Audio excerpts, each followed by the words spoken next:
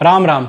Ramayan series के 5वें episode में आप लोग का स्वागत है। आज का जो एपिसोड है वो लेडी स्पेशल है। चाहे वो माताएं हों, बहनें हों या बच्ची हों, आप सब लोग को माता सीता से कुछ ना कुछ ज़रूर सीखना चाहिए। ये मैं डिटेल्स में बताऊंगा।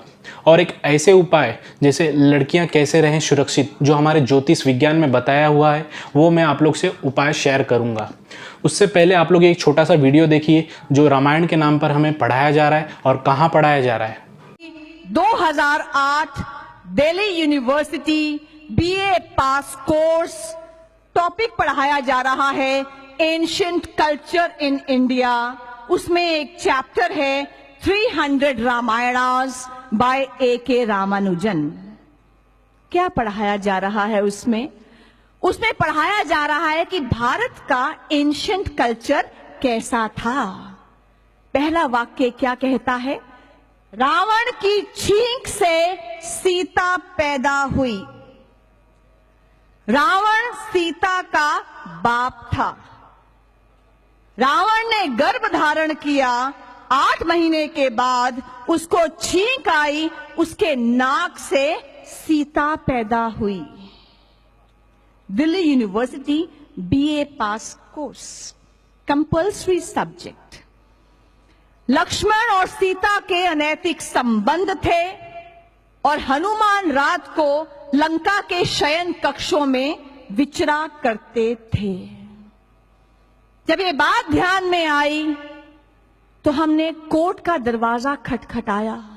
तो जैसा कि आप लोग ने वीडियो में देखा, रामायण के नाम पे हमें कुछ भी अनाप शनाप पढ़ाया जा रहा है दिल्ली के यूनिवर्सिटी में। ये मोनिका अरोरा जी ने इन्होंने केस फाइल किया, कानूनी लड़ाई ये लड़ी और ये कोर्स को दिल्ली यूनिवर्सिटी से निकाल दिया गया। Monika Arora ji senior advocate of Supreme Court है। इन्होंने रिसेंटली दिल्ली दंगा जो फरवरी 2020 में हुआ था उसके ऊपर एक बुक लिखी है, दिल्ली राइट्स करके। और यही कारण है कि मैंने अपना ये यूट्यूब चैनल स्टार्ट किया है ताकि मैं सनातन धर्म का सही जानकारी सही लोगों तक पहुंचा सकूं with proper evidence, fact and figure के साथ में। तो अब मैं आप लोग को माता सीता के बारे में जानकारी दूंगा डिटेल्स में, जिससे आप लोग को इंस्पिरेशन मिल सके।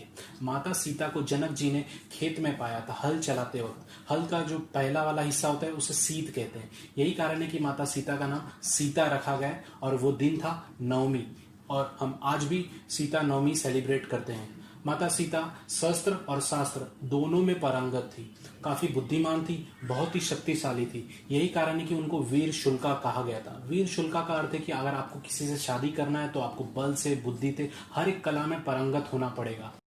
तो आपने देखा, माता सीता एक वीर शुल्का स्त्री थी। उन्हें अपने इच्छा अनुसार वर चूज करने की आज़ादी थी। और इसके विपरीत हमें बताया जाता है कि हमारे सनातन धर्म में सती प्रथा होती है, घूंघट प्रथा होती है, अपनी इच्छा अनुसार वर नहीं सिलेक्ट कर से। लेकिन आप रामायण पढ़ेंगे तो ये सारे जो ढोंग बताए गए थे हमें, सब के सब झूठ है। तभी भी हमें आज़ादी थी और भी आज भी हमें आज़ादी है। अगर आपको बनना है तो माता सीता की तरह बनिए। ये सबसे बड़ा इंस्पिरेशन है आप लोग के लिए। और मैं अभी आप लोग को ऐसे उपाय, ज्योतिष विज्ञान से ऐसे उपाय बताऊंगा जो आप लोग के लिए बहुत बहुत रक्षा करेंगे, आज की बेटियों के लिए, माताओं के लिए, बहनों के लिए। अब मैं आप लोग को सीता का जो स्वयंवर जो टीवी पे दिखाया गया है उसकी हकीकत बताऊंगा। जैसे हमें टीवी पे दिखाया गया वैसा कुछ भी नहीं हुआ है।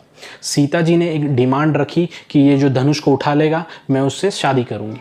लेकिन वहाँ 1 साल तक वहाँ के आसपास के सारे राजाओं ने कोशिश की धनुष उठाने की और नहीं उठा पाए। उसके बाद वो राजा गुस्सा होकर जनक से लड़ाई किए और हार गए। फिर उसके 1 साल बाद विश्वामित्र राम जी के साथ और लक्ष्मण जी के साथ जनक जी के यहाँ पे पहुँचे और उन्होंने बताया कि ये आए हैं धनुष देखने के लिए।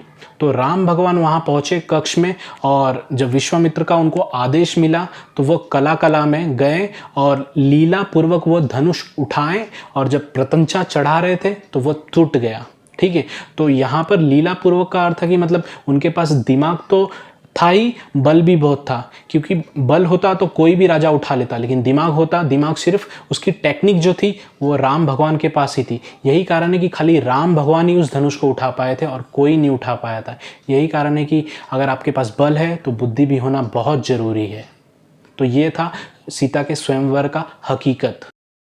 अभी मैं आप लोग को एक ज्योतिष विज्ञान में एक ऐसा उपाय बताया गया है जिससे लड़कियां कैसे रखें सुरक्षित, वो बताता हूँ। जिसका तीसरा या छठा भाव कमज़ोर हो, या आपको ना समझे तो जिसका शनि या मंगल कमज़ोर हो, या फिर जो भी लड़कियां ईजिली बहकावे में आ जाती हैं, जैसा कि आज की परिस्थिति आप देख रहे होंगे, किसी को भी नाम बदल के बहकाया जा रहा है और पैसा लूट लिया जा रहा है, वो अपना घर छोड़ के चले जा रही हैं, फिर अंत में उनका मर्डर हो जा रहा है। खास करके आप कानपुर देख ले, काफ़ी फैला हुआ है। मैं चाहता हूं कि हर एक लड़की सुरक्षित रहे। ये जो विज्ञान हमारे शास्त्रों में बताया गया आप लोग इस्तेमाल करें और आप लोग सेल्फ डिफेंस की ट्रेनिंग लें, ठीक है। और उपाय मैं बताता हूँ। एक तांबे का यंत्र ले लें, उस पर दुर्गा देवी जी का मंत्र बताया गया है, वो मैं बताता हूँ। ओम एम क्लीं चामुंडाय विच्चे, ये मंत्र को लिखवा लें और आने वाले अगले महीने में नवरात्र स्टार्ट होने वाला है। ये यंत्र को आप दुर्गा देवी के पास रख दें 9 दिन के लिए और ये मंत्र का जाप करें प्रतिदिन, ताकि 1 माला करे या 10 माला करे। और ये जब यंत्र सिद्ध हो जाएगा तो उन बच्चियों को, बहनों को, बेटियों को आप मंडे को, थर्सडे को या फ्राइडे को उनके गले में पहना दें, ठीक है। इससे उनकी सुरक्षा होगी माताजी द्वारा।